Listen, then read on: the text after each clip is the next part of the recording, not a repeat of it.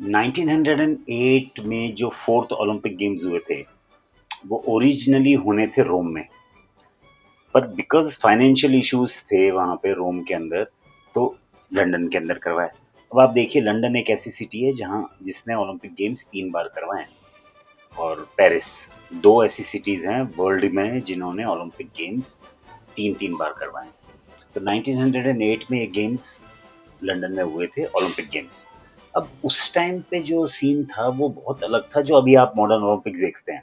Modern Olympic games ये भी हैं, 1908 भी मॉडर्न ओलंपिक ओलंपिक गेम्स हैं। एंशिएंट ओलंपिक गेम्स तो बिल्कुल अलग थे, जहाँ पे चैरियट रेसिंग होती थी, ग्लैडिएटर कॉम्बैट्स होते थे। लेकिन ये मॉडर्न ओलंपिक्स के अंदर जो फोर्थ ओलंपिक गेम्स हुए थे वो लंदन में हुए थे। 22 कंट्रियों ने पार्टिसिपेट किया था, अराउंड 2000 मेल एथलीट्स थे वहां पे। अब इसके अंदर हुआ ये था कि जब गेम्स कंडक्ट कराए थे तो बहुत जो एथलेटिक ट्रैक था उसमें मार्क्ड लेन्स नहीं थी, जैसे आज की तारीख में आप देखते हो सिंथेटिक ट्रैक है, मार्क्ड लेन्स है, पीए सिस्टम है, online menu results, timing scoring results, PSR है, बहुत सारा टेक्नोलॉजी का इंटरवेंशन है।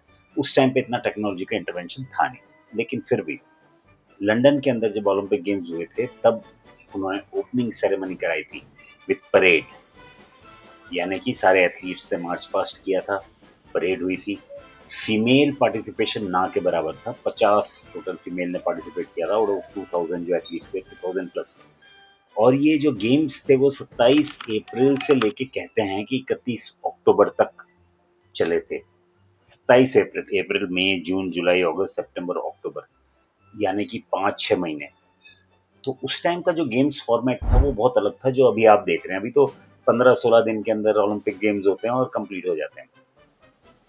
इश्यूज ये थे कि पॉलिटिकल इश्यूज बहुत ज्यादा थे। आयरिश टीम ने बॉयकॉट कर दिया था। एक रेल्फ रोज करके एथलीट था यूनाइटेड स्टेट्स का, जिसने झंडा डिप करने के लिए किंग एडवर्ड्स दी सेवंथ के सामने मना कर दिया था कि मैं वहां पे भाई यूनाइटेड स्टेट्स का झंडा मैं डिप नहीं करूंगा। और इस तरीके के बहुत सारे पॉलिटिकल इश्यूज थे। विमेन का पार्टिसिपेशन कम था, मेन का मेल डोमिनेटिंग इवेंट थे ओलंपिक्स। और एक दो एथलीट्स को डिस्क्वालीफाई किया था बिकॉज ऑफ ऑब्स्ट्रक्शन, यानी कि जैसे 400 मीटर की रेस है, 400 मीटर में उसका एथलीट ने वो किया था।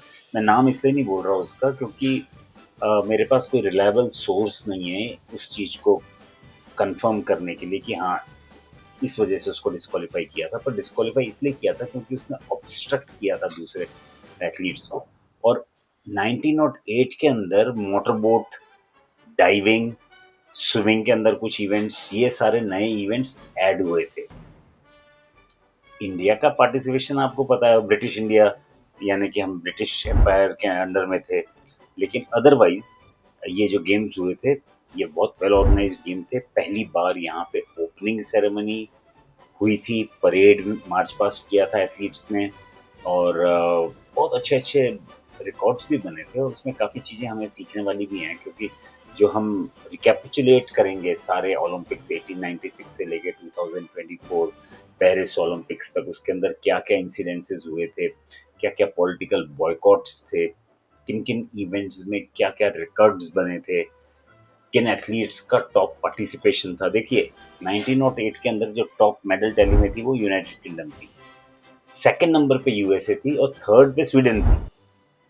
तो ये जो मेडल टैली का जो गेम है ये भी हम एनालाइज करेंगे लास्ट में, जब सारे ओलंपिक्स हम एनालाइज कर देंगे कि इस ओलंपिक गेम्स की ग्रोथ कैसे हुई, कितने एथलीट्स ने पार्टिसिपेट किया, क्या क्या कंट्रोवर्सीज थी, political issues back to back थे। आज की तारीख में मॉडर्न ओलंपिक्स के जो 2024 फॉर्मेट हुआ, यहाँ पे मैक्सिमम पार्टिसिपेशन था, मेन विमेन का ऑलमोस्ट इक्वल 50% पार्टिसिपेशन था। लेकिन उस टाइम पे विमेन को पार्टिसिपेट नहीं करने दिया जाता था, यानी बहुत लिमिटेड पार्टिसिपेशन होता था, वो भी उनके बिल पे, ऑर्गेनाइजिंग कमेटी के बिल पे।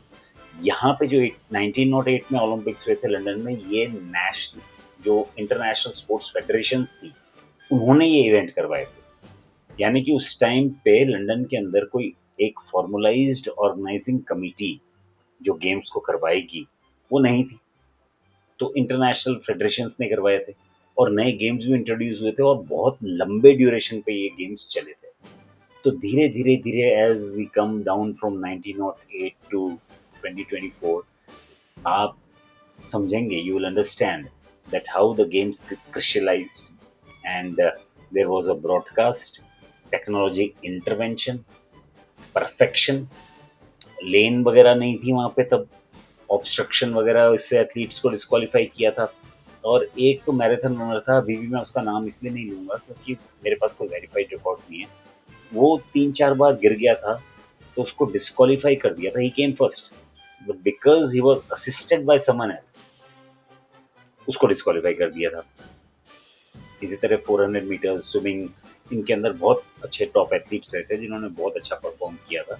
उन सब एथलीट्स का नाम जब मैं रिकॉर्ड्स को इंटरनेशनल ओलंपिक कमेटी से अगर जवाब आता है, तो मैं उनको वेरीफाई करके और फिर जो वीडियो बनाऊँगा लास्ट में, जब 1896 फर्स्ट ओलंपिक से 2024 लास्ट ओलंपिक से सारे हम कवर कर लेते हैं, तब हम जाके वो डिटेल्स आपसे शेयर करेंगे। अभी अगर आपको 1908 ओलंपिक्स के बारे में कुछ भी जानकारी है या कुछ आपके पास एविडेंसेस हैं या रिकॉर्ड्स हैं या फोटोग्राफ्स हैं, तो आप प्लीज़ कमेंट बॉक्स में डालिए, लिखिए और उनको शेयर कीजिए ताकि मैं बाकी सबके साथ ये एक्सपीरियंसेस शेयर कर सकूं और हम इसको और ज़्यादा एक्साइटिंग एपिसोड बना सकें ताकि सबको समझ में आए कि ओलंपिक्स इवॉल्व कैसे हुए 1896 से 20।